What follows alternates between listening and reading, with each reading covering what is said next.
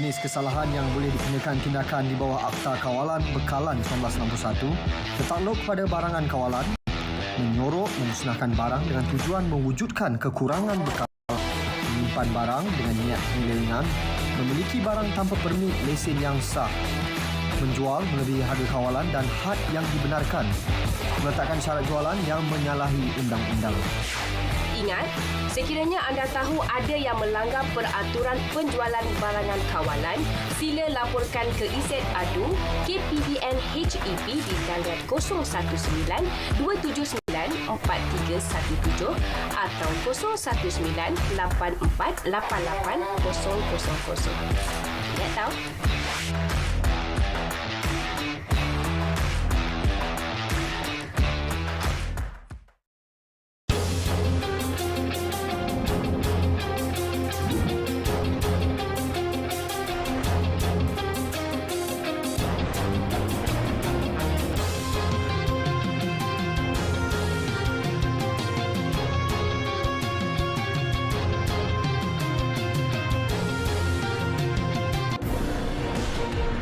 Lagi rakyat Palestin ditembak mati rejim Israel.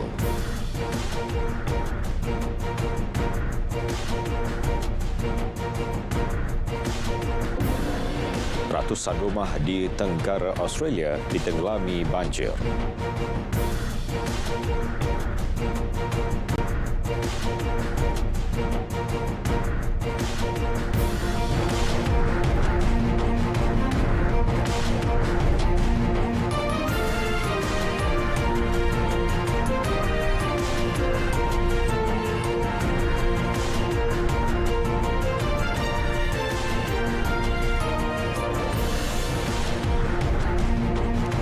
Assalamualaikum, salam sejahtera. Berita dunia bersama saya, Muhammad Shah Musa. Rejim Israel terus bertindak kejam. Terbaru seorang rakyat Palestin ditembak mati ketika serbuan di kamp pelarian Jenin. Agensi berita Palestin Wafa melaporkan dalam kejadian itu 6 orang cedera termasuk seorang doktor di sebuah hospital yang parah selepas terkena tembakan di kepala. Mangsa yang maut merupakan pejuang Brigade Al-Quds Matin Dababa. Seorang saksi memberitahu pertempuran berlaku di luar pekarangan sebuah hospital. Seorang doktor terkena tembakan di kepalanya ketika keluar dari bangunan terbabit untuk merawat seorang lelaki yang cedera. 2 anggota paramedik turut cedera selepas terperangkap dalam pertempuran itu. Rejim Israel seperti biasa memberi alasan kononnya operasi dijalankan untuk menahan pejuang Hamas yang bertanggungjawab melakukan serangan terhadap pasukan keselamatan Israel. Bagaimanapun, rakyat Palestin melihat serbuan tersebut tindakan pencerobohan yang semakin biadab bagi meluaskan jajahan Israel selain melemahkan pasukan keselamatan. 5 orang terbunuh apabila peluru berpandu membedil sebuah pangsa puri di selatan Ukraine pada Khamis, manakala sebuah pangkalan tentera turut diserang. Perkhidmatan Kecemasan Ukraine mengeluarkan kenyataan bahawa serangan itu memusnahkan blok pangsa puri 5 tingkat yang terletak di Bandar Mykolaiv. Seorang kanak-kanak lelaki berusia 11 tahun berjaya diselamatkan dari runtuhan, manakala operasi mencari dan menyelamat masih diteruskan. Sementara itu, pentadbiran tentera wilayah Lviv mendakwa tentera Rusia melancarkan 3 peluru pandu, 1 daripadanya ditembak jatuh oleh unit pertahanan udara. Sebuah kompleks tentera di sekitar Lviv dilaporkan rosak akibat serangan itu. 2 serangan dilaporkan berlaku di Bandar Kharkiv, timur Ukraine pada waktu malam menyebabkan bekalan elektrik terputus di beberapa kawasan.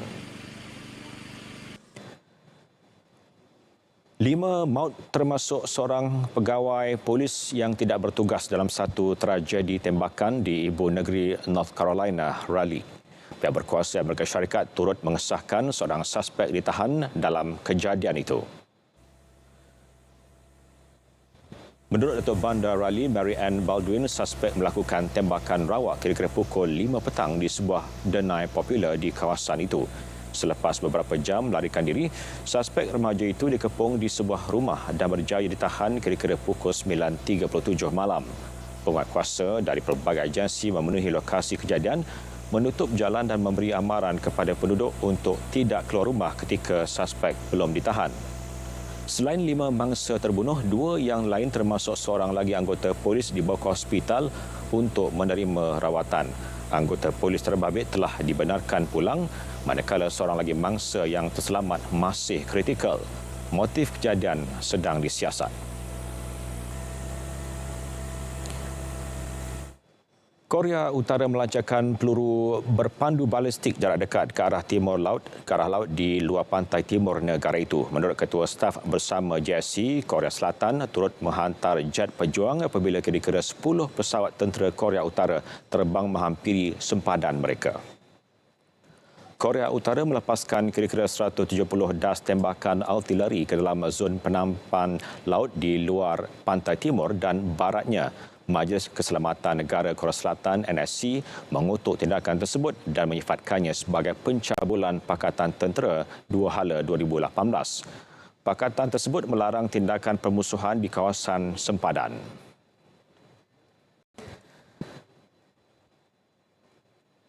Sementara itu, Korea Selatan menyendarai hitam 15 individu dari Korea Utara dan 16 institusi dalam sekatan unilateral pertamanya terhadap Pyongyang sejak 5 tahun lalu. Ia sebagai tindak balas terhadap ancaman nuklear dan peluru berpandu yang semakin meningkat oleh unit operasi nuklear taktikal. Individu tersenarai termasuk pegawai di firma perkapalan dan organisasi berkaitan program peluru berpandu utara serta mereka yang terlibat dalam perolehan bekalan senjata pemusnah besar-besaran. Sekatan baru itu diumum ketika Korea Utara meningkatkan ketegangan di semenanjung Korea dengan serangan peluru pandu provokatif bertubi-tubi dalam tempoh beberapa minggu kebelakangan ini. Ini kali pertama kerajaan Korea Selatan mengenakan sekatan ke atas Korea Utara sejak 2017 susulan ujian nuklear ke-6 Pyongyang. Kementerian Luar juga akan mempertimbangkan untuk mengenakan sekatan tambahan ke atas Pyongyang sekiranya negara itu melakukan provokasi selanjutnya. Sekatan terbaru oleh Seoul dilihat sebagai simbolik kerana semua transaksi antara kedua-dua Korea telah diharamkan selama bertahun-tahun. Banjir kilat yang berlaku menyebabkan ratusan kediaman di tenggara Australia tenggelami air. Ia juga menyebabkan ribuan penduduk diarah berpindah. Ketua Menteri Daniel Andrews berkata kira-kira 500 kediaman di negeri itu terpaksa dikosongkan, manakala lebih 500 infrastruktur juga turut terjejas. Jumlah tersebut dijangka akan terus bertambah berikutan peningkatan aras air sungai. Helikopter digunakan bagi pemantauan dan operasi cari lamat. Jurucakap Perkhidmatan Kecemasan Tim Wisbush berkata kira-kira 4,000 kediaman di Shepparton juga dijangka akan terjejas akibat banjir yang mungkin berlaku seawal minggu depan. Pasukan tentera Australia juga ditempatkan di kebanyakan kawasan berjaga-jaga. Sementara itu, di Thailand, pihak berkuasa tempatan mengagihkan bekalan bantuan kepada penduduk kampung yang tinggal di kawasan terjejas banjir. Wakil agensi pihak berkuasa dilihat mengharungi air di daerah Bang Ban di wilayah Ayutthaya untuk mengagihkan pakej bantuan dari rumah ke rumah dengan menaiki bot. Banjir berkenaan menyebabkan penduduk semakin tertekan menjalani kehidupan harian mereka. Menurut Jabatan Pencegahan dan Mitigasi Bencana di DPM, lebih 154,000 keluarga di 4,354 perkampungan dilaporkan terjejas. Setakat ini, kerajaan telah menyediakan peruntukan 23 bilion baht untuk bantuan dan pemulihan.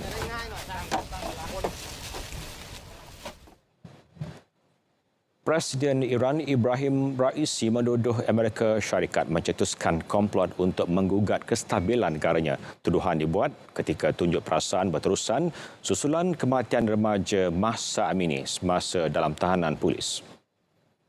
Pemerintah Iran menegaskan bahawa Amini tidak dianiaya, namun keluarganya berkata badannya terdapat tanda lebam dan tanda-tanda lain dipukul selepas ditahan kerana didakwa melanggar peraturan berpakaian.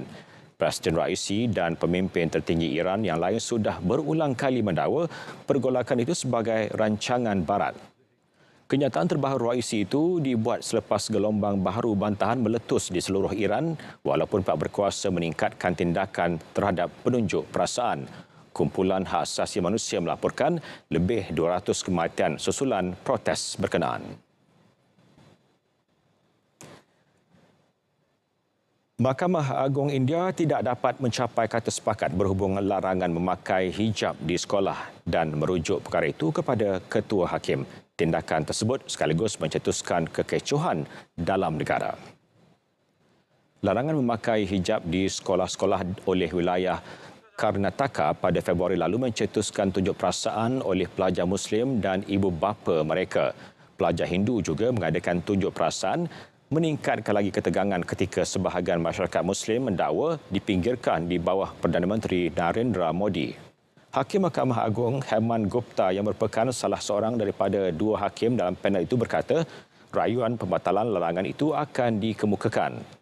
Seorang lagi panel, Hakim Sudanshu Dulia berkata memakai tudung adalah satu pilihan. Ketua Hakim Negara akan menubuhkan sebuah panel yang lebih besar untuk mempertimbangkan kes tersebut.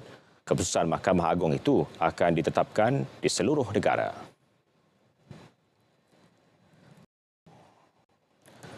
Royal Mail berhasrat mengurangkan sebanyak 5 hingga 6,000 pekerja menjelang akhir Ogos tahun depan. Perkhidmatan Pos dan syarikat Kurier di United Kingdom itu juga beri amaran lebih banyak pemberhentian akan dilaksana sekiranya bogok yang dirancang diteruskan.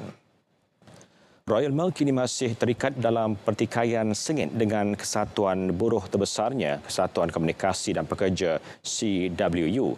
CWU yang mewakili 115,000 pekerja pos Royal Mail pada September dan awal Oktober serta mengancam lebih banyak mogok bulan seterusnya. Royal Mail menggesa CWU untuk segera membatalkan tindakan mogok itu dan menerima tawaran perbincangan. Cadangan Royal Mail bulan lepas untuk membawa pertikaian gaji kepada timbang tara dan menukar polisinya telah menimbulkan kemarahan CWU. Royal Mail menyaksikan kerugian operasi 219 juta pound pada separuh pertama tahun ini, termasuk kira-kira 70 juta pound dalam tempoh 3 hari mogok tersebut. Kerugian keseluruhan dijangka sekitar 350 juta pound. Jawatan kuasa Kongres yang dipilih menyiasat rusuhan Kapitol tahun lepas mengundi pada Khamis untuk mengemukakan sepina kepada bekas Presiden Donald Trump. Ahli Kongres Demokrat Benny Thompson, pengerusi panel 9 ahli dalam pendengaran awam ke-10 memaklumkan Trump dikehendaki untuk menjawab tindakannya. Jawatan kuasa itu berhujah bahawa anggota Parti Republikan tersebut terlibat secara langsung dalam usaha untuk membatalkan keputusan pilihan raya Presiden 2020 selepas beliau tewas kepada Joe Biden dari Parti Demokrat. Trump mengecam undian 11 suara daripada panel untuk memanggilnya bagi mendapatkan dokumen dan keterangan. Pada 6 Januari 2021, beribu-ribu individu yang kebanyakannya penyokong Trump menyerbu Kapitol di Washington DC dan mengganggu sesi Kongres untuk mengesahkan keputusan pilihan raya Presiden 2020. Kira-kira 140 anggota polis telah diserang. Pihak berkuasa mengaitkan sekurang-kurangnya 5 kematian berikutan kekecohan itu. Parlimen Turki meluluskan undang-undang tegas mengenakan hukuman penjara kepada wartawan dan pengguna media sosial sekiranya menyebarkan berita palsu. Undang-undang media yang dicadangkan Presiden Recep Tayyip Erdogan itu mengenakan hukuman penjara sehingga 3 tahun.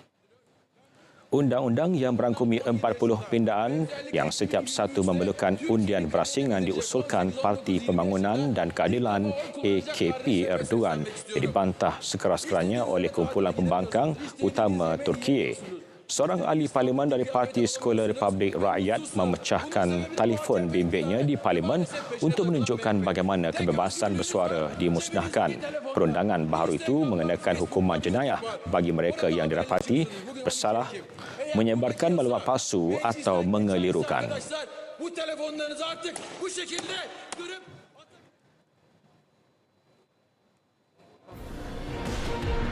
Kereta terbang lakukan penerbangan pertama di Dubai. Terus setia bersama Berita Dunia.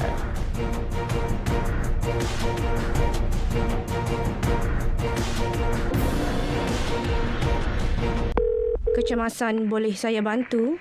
Encik, ada motor aksiden lah dekat sini, Encik. Langgar gajah kot. Encik, ada kebakaran lah di alamat 5 Jalan Tembikai Shah Alam. PGO dari FRT Shah Alam didapati tiada kebakaran berlaku di sini. Over.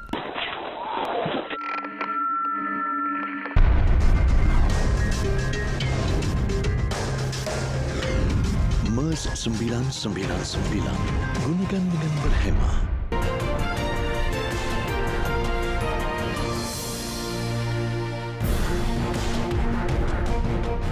Bertemu kembali.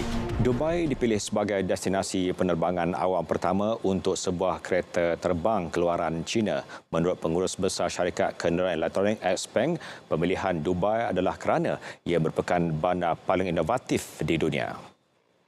Kereta terbang itu dibina XPeng dalam usaha melancarkan kenderaan berkenaan di pasaran antarabangsa. Kereta terbang yang dikenali sebagai X2 itu mempunyai 2 tempat duduk dan diterbangkan menggunakan 2 kipas pada setiap sudut. Penerbangan hujan tanpa pemandu selama 90 saat di Dubai itu disifatkan oleh pengeluarnya sebagai platform penting untuk generasi kereta terbang akan datang. XPeng kini sedang melakukan beberapa langkah untuk menembusi pasaran antarabangsa. Indonesia dalam fasa terakhir untuk memulakan perkhidmatan kereta api berkelajuan tinggi HSR pertama di rantau Asia Tenggara. Ini sekaligus dapat mengurangkan masa perjalanan antara Bandaraya Jakarta-Bandung. Laluan perkhidmatan HSR itu adalah sebahagian daripada inisiatif infrastruktur jalur dan laluan BRI China yang kini telah mencapai 90% siap dan bakal beroperasi tahun depan. Presiden Indonesia Joko Widodo mengharapkan perkhidmatan kereta api laju turut memberi manfaat kepada sektor lain termasuk perkhidmatan dan pelancongan. Jokowi juga dijangka akan menjemput rakan sejawatannya dari China Xi Jinping untuk menaiki kereta api laju tersebut selepas sidang kemuncak negara kumpulan 20 di Bali bulan depan. Perkhidmatan HSR sepanjang 750 km akan merentasi 4 wilayah di Pulau Jawa dan berakhir di bandar kedua terbesar negara itu, Surabaya. Indonesia yang menjadi presiden kumpulan 20 G20 bersedia melakukan apa sahaja demi memastikan sidang kemuncak pemimpin dunia berjaya. Sebagai tuan rumah, Indonesia berperanan memastikan forum kerjasama 20 ekonomi utama dunia kekal di landasan untuk mencapai objektif. Menteri Luar Retno Marsudi mengakui posisi Presiden G20 tahun ini adalah paling sukar memandangkan dunia sedang menghadapi pelbagai krisis.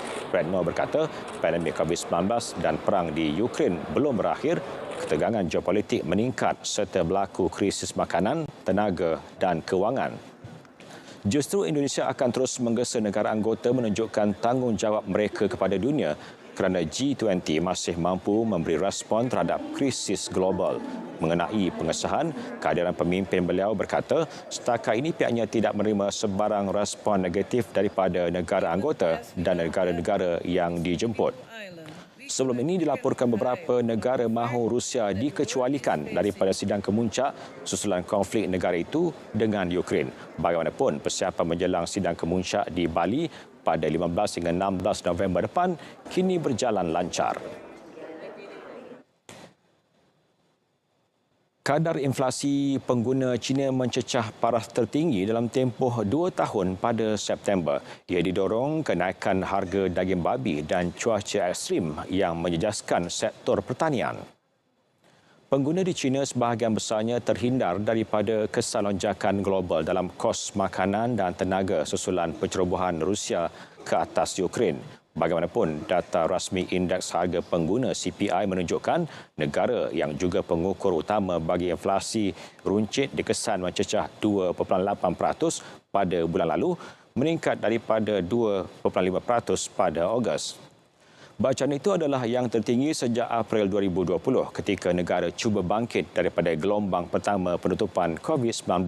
Ia juga berpunca dari suhu melebihi 40 darjah Celsius selama beberapa minggu yang menyebabkan kemarau Ogos lalu. Rakyat Britain disaran mengurangkan penggunaan tenaga ketika musim sejuk walaupun kerajaan tidak berhasrat mengurangkan bekalan dalam tempoh itu. Perdana Menterinya Liz Truss minggu lalu membuat gesan itu selepas menolak kempen rasmi kerajaan mengenai penjimatan tenaga bagi menggalakkan pengurangan penggunaan tenaga pada musim sejuk. Pengawal Selia Tenaga UK Ofgem Bradley berkata kos borong gas dan elektrik kini berada pada paras tertinggi. Jelasnya, walaupun subsidi kerajaan diberi secara besar-besaran untuk mengurangkan bil elektrik, isi rumah masih menghadapi pertambahan bil 2 kali lebih tinggi daripada tahun lalu. Pendali Grid Nasional UK, ISO, turut memperkenalkan insentif keuangan. Bagaimanapun, kerajaan tidak mengeluarkan sebarang arahan rasmi mengenai penjimatan tenaga dan ia mengecilkan kebimbangan terhadap penutupan tenaga pada musim sejuk ini. Seramai 4,500 petugas kesihatan di Brazil meninggal dunia akibat dijangkiti COVID-19 sepanjang bertugas menyelamatkan nyawa ketika pandemik itu. Menurut Public Services International (PSI), antara yang meninggal dunia adalah 1,184 jururawat dengan 8 daripada 10 mangsa adalah wanita. Berdasarkan data rasmi PSI, jumlah kematian itu direkodkan antara Mac 2020 hingga Disember tahun lalu. Brazil kini mencatatkan 687,026 kematian akibat COVID-19 setakat ini, menjadikannya negara kedua tertinggi membabitkan kematian selepas Amerika Syarikat dan ketiga tertinggi penularan virus itu. PSI menghimpunkan lebih 700 kesatuan perdagangan mewakili 30 juta pekerja di 154 negara. Bernhard, wangian terbaru keluaran bilioner Elon Musk yang juga pengasas Tesla berjaya meraih jualan mencecah $1 juta Amerika. Dalam tempoh beberapa hari ia dilancarkan. Pengasas syarikat SpaceX itu mendakwa sebanyak 20,000 botol berjaya dijual setakat ini. Menerusi laman blognya, Musk memberitahu beliau melancarkan wangian itu bagi memudahkannya membeli Twitter. Musk yang terkenal dengan sifat suka berjenaka di Twitter turut menggambarkan dirinya sebagai jurujual minyak wangi dengan menyertakan pautan ke laman web produk itu. Terbaru, Musk bersedia untuk mengeksport minyak wanginya pada suku pertama 2023. Dia dijangka menyelesaikan pengambil alihan Twitter bernilai $44 bilion menjelang akhir bulan ini. Jika gagal berbuat demikian, perbicaraan untuk saman pelanggaran kontrak dalam perjanjian akan berlangsung pada bulan depan. Satu Melaka dah pusing. Minggu ni tempat sama lagi. Minggu ni lain. Ada pameran kementerian sama agensi. Ada Carnival Kerjaya sama isukan. Jualan IKF ada. Sukan rakyat pun ada. Siapa boleh pergi? Semua boleh pergi. Kita kan satu keluarga. Tapi kat mana? Di Jelajah Aspirasi Keluarga Malaysia, Negeri Melaka. 14 hingga 16 Oktober. 9 pagi sampai 9 malam. Di Pusat Carangan Antarabangsa Melaka.